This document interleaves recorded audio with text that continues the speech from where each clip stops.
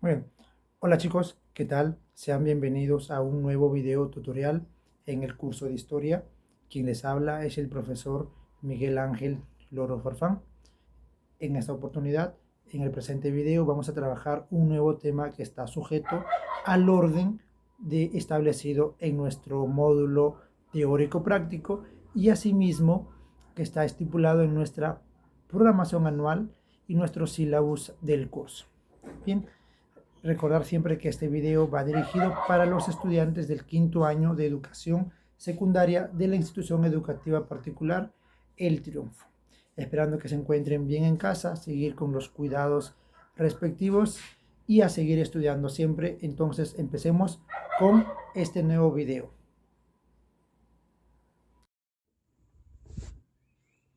Bien, comencemos muchachos entonces con la teoría del presente video.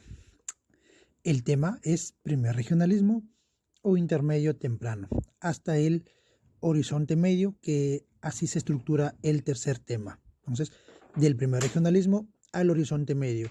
En esta oportunidad vamos a trabajar exclusivamente el primer regionalismo, concepto, características y nos centramos en la cultura moche y cultura nazca.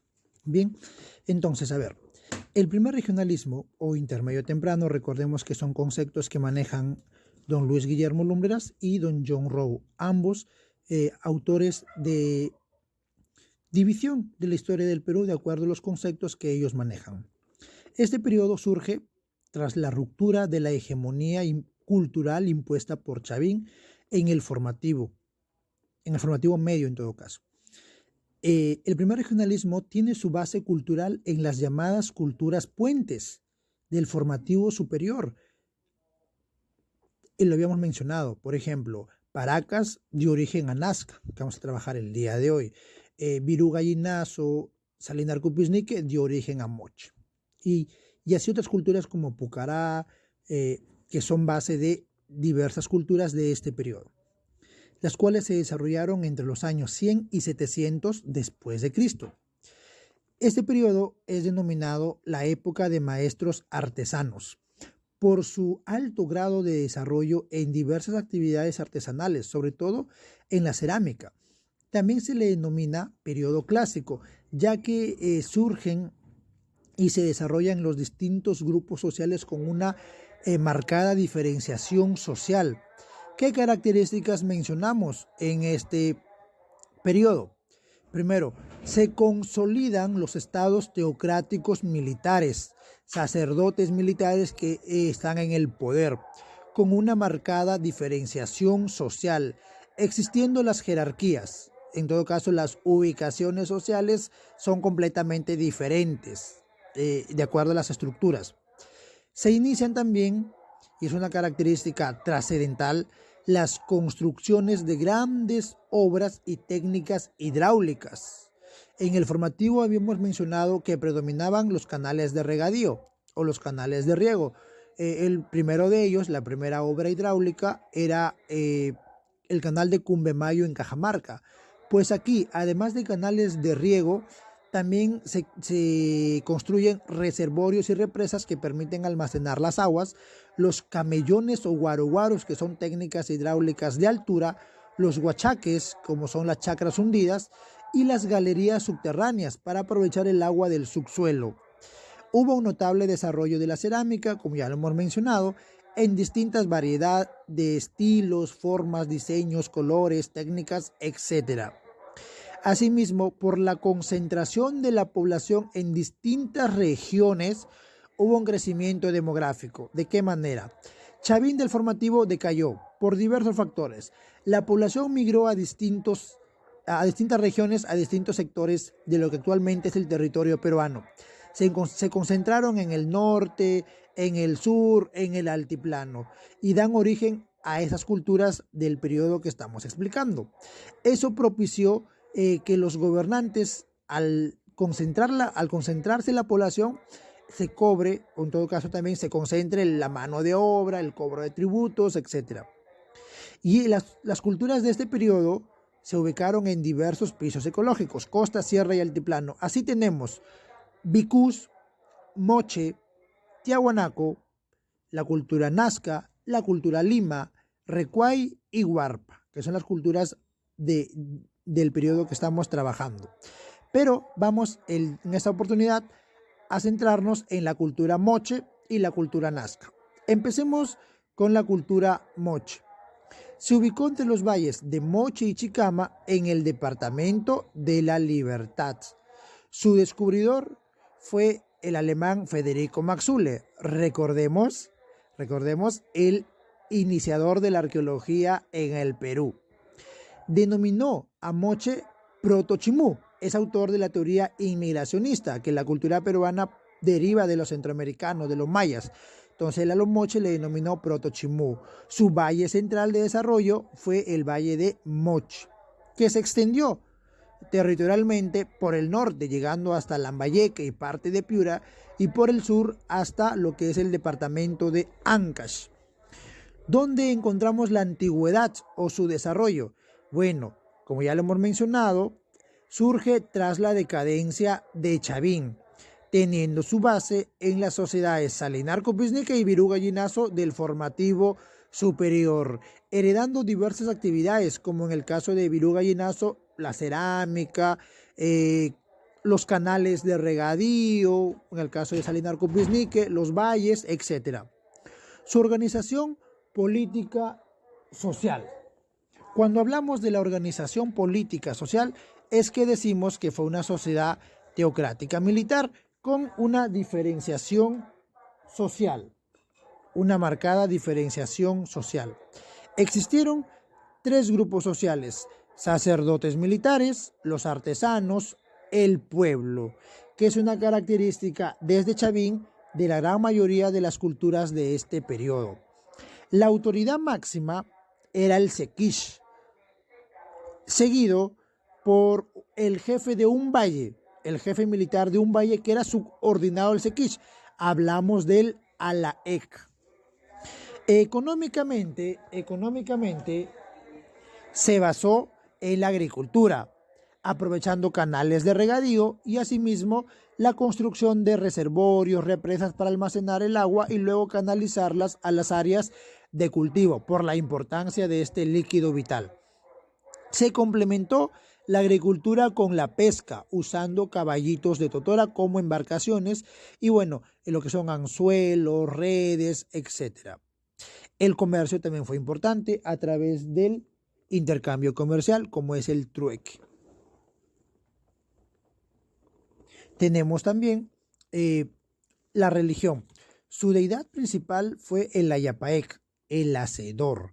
También destacan la luna y el sol, ¿no? Ayapaec, que es su dios principal de los Moche. Su cerámica fue una cerámica escultórica, realista, documental y pictográfica. Hacemos mención que habían diversas formas, ¿no? Bueno, encontramos tres formas de su expresión artística en cerámica. Los huacos retratos, que representan estados de ánimo, rostros de hombres principalmente, ¿no? Los huacos eróticos por el culto a la fertilidad, ¿cierto? Donde representamos o encontramos escenas del acto sexual, y huacos patógenos de enfermedades. Son muy conocidos justamente por su cerámica, ¿no? Los Moche. Predominaba el color rojo, o en algunas secciones el naranja y negro humo, ¿qué representaban en su cerámica? En general, las distintas actividades sociales más importantes. Pesca principalmente, ¿no? Principalmente la pesca. Orfebrería. Destaca el uso de distintos minerales como el cobre, elaborando armas y herramientas. Asimismo usaron el oro y la plata, que diseñaron objetos personales como orejeras, narigueras, collares, etc. Usaron técnicas como las del repujado, dorado, laminado, martillado y la tumbaga, que es una técnica de los bicús, ¿cierto? Que es la aleación de oro, plata y cobre, o también llamada la técnica de Champi. Bueno, la arquitectura. Es una característica de las sociedades de la costa el uso del barro o adobe, con la cual van a construir centros o templos ceremoniales, administrativos, talleres y viviendas. Entre sus más importantes muestras de arquitectura tenemos la Huaca del Sol, que fue un centro administrativo. La Huaca de la Luna, que es su centro político religioso. Ambas huacas están cerca están muy próximos a Cerro Blanco, como se conoce en específico toda esa zona. En la Huaca de la Luna encontramos el mural de la rebelión de los artefactos, seres, ¿no? Objetos que cobran vida. Tenemos también la Huaca de Cao Viejo, donde encontramos el mural de la danza de los prisioneros, donde se observan, ¿no? Dibujos, representaciones de prisioneros que son jalados para, llevados por los gobernantes, ¿no? Aquí también hablamos en la Huaca de Cao Viejo, el hallazgo de una sacerdotisa bautizada como la Señora de Cao en 2006 por Régulo Franco. La Señora de Cao había sido una gobernante, una sacerdotisa que su cuerpo fue hallado, su cuerpo fue hallado cubierto de diversos tatuajes de serpientes, lo cual demuestra la importancia en asuntos políticos de la mujer en la sociedad moche. Huaca Rajada también es un lugar muy importante, donde se halló quizás el logro más importante o la muestra más importante de los moche, el Señor de Zipán, que fue descubierto por Walter Alba en 1987. El Señor de Zipán nos permite, identificamos varias cosas, que fue un importante gobernante, fue un alaej, un jefe militar de un valle, y que de acuerdo a la importancia de los personajes en la sociedad moche, estas serán enterrados acompañados de guardianes, de ofrendas, de joyas, como lo demuestra el Señor de Zipán, y que a partir de ahí sabemos del gran legado, del gran trabajo de la orfebrería de esta importante cultura. También mencionamos que Largo Joyle, un investigador muy importante también, él demuestra, o en todo caso postula que los moche habrían tenido un posible sistema de protoescritura, a la cual le llamó payariforme, que consistía en grabar líneas, puntos, figuras zigzags con diferentes significados en payares. Bueno, se daba sobre todo en vegetales y cerámicos, ¿no? Él le llamó la escritura payariforme. Sería lo relacionado con la cultura moche, que fueron, la cultura moche, que luego, si lo ubicamos diacrónicamente, pues en el mismo espacio, en el periodo que prosigue después, se desarrollaría la cultura chimú. Pasemos a la cultura nazca. Ubicación entre los valles de Pisco y Acarí, a orillas del río Grande. Hablamos en el departamento de Pisco. Bueno, en el Valle de Pisco, puntualmente, departamento de Ica, Valle de Pisco, departamento de Ica, a orillas del río Grande. Su capital fue la ciudad de Cahuachi, que significa lugar donde viven los videntes, y considerada la primera urbe del Perú. Primer ejemplo de planificación urbana, si lo podemos entender así. Fue descubierta por Federico Maxule en 1901. Recordemos que Proto-Chimú, Moche y Proto-Nazca son presentadas por Maxule como las primeras culturas del Perú en su teoría. La organización política social de los Nazca fue una sociedad aristocrática donde los gobernantes tenían privilegios y hablamos que fue de teocracia militar, sacerdotes militares. Bueno, encontramos también a los artesanos, pescadores y finalmente el pueblo, ¿no? Su economía base fue la agricultura. Y como estaban ubicados en una zona desértica de poca presencia de lluvias, los nazca fueron muy inteligentes y para aprovechar agua del subsuelo es que construyen pozos, los llamados puquios, galerías filtrantes y galerías subterráneas. De esa manera, a través de la napa freática, aprovechaban el agua del subsuelo, ¿no? Los pozos, los ojos de agua eran en forma de espiral, lo que le permitían introducirse, ¿no?, en la parte interior o las partes profundas, subsuelas o subterráneas, perdón, y de esa manera darle limpieza también a los canales. La religión. Fueron politeístas, adoraron a Kon, que es el dios del mar, de herencia de Paracas, podemos decirle, ¿no? Según Yakovlev, su dios principal habría sido Voto. Entonces, sus dos dioses son Kon, dios del mar, y Voto, dios volador, dios del terror, representado por un halcón. Otros dioses importantes habrían sido la luna, el mar y el zorro puntualmente. La cerámica. Fue una cerámica pictórica, a diferencia de los moche, pictórica. Ellos preferían pintar. Es así que se identificó el uso de 11 colores y más de 190 combinaciones. Destaca la técnica del horror al vacío. Es decir, ellos preferían pintar, sin dejar ningún espacio en blanco. Pintaban todo el cerámico. Las formas predominantes eran acalabazadas, con picos divergentes unidos con un azapuente. Aunque también encontramos de forma lenticular, podemos decirle redonda, un poco aplanada, ¿no?, con motivos naturalistas, ya que representaban el ambiente. Su arquitectura. Decimos que predominó el adobe, barro, la madera y el carrizo, y destacan cahuachi y estaquería como muestras de su arquitectura. Las cabezas trofeo. Los Nazca también fueron, podemos decirle, representantes de esta actividad que proviene de los Paracas, Chavín, ¿no? Bueno, eran ritos relacionados con el poder, ya que pertenecían a soldados derrotados y enemigos de los Nazca, ¿cierto? Y que sus cabezas eran cocidas y, bueno, ellos las exhibían, ¿no?, como un trofeo. Las líneas de Nazca, quizá por los que más son reconocidos los hombres de esta sociedad.